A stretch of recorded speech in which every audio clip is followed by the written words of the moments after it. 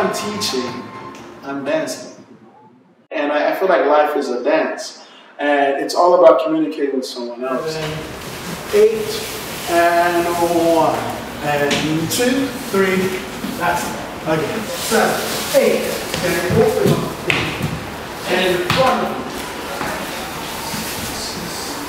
you. 8. Again. 5, 6, 7. And when I'm teaching, I feel I'm sharing my energy, like sharing my life force and how I move and how I operate with the student in front of me. On the last part of the arch, you got it.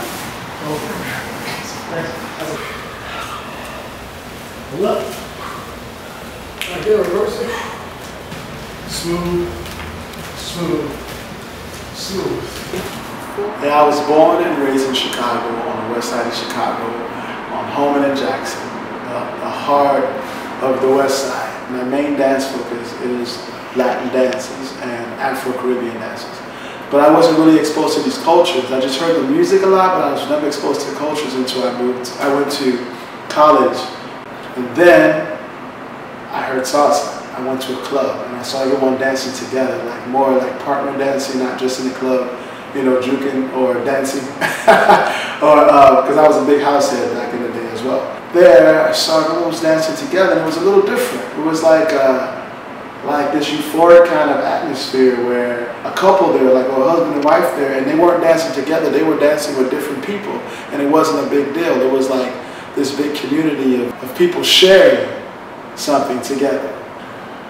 I was like, wow, this is like something I really love to do. I was an accountant at the time, so I'll work all day and then right away go home, change, and just start dancing. I came out to New York to do my last gig. And when I was doing the gig, I got quote-unquote discovered. There was a assistant director and assistant choreographer in one of my classes, and they told me that I had to meet their director.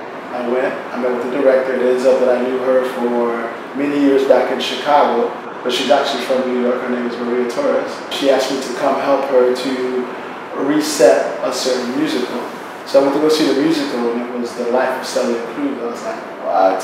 Like one of my idols, one of the like fiercest salsa singers ever.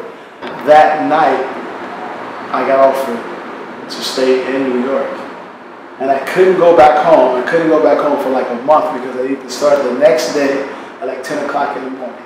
So I was excited, I was confused, I didn't know what to do, and everybody, my friends and family and the studio owners back in Chicago, they all told me to follow my dreams and to take it at that moment. So I did so.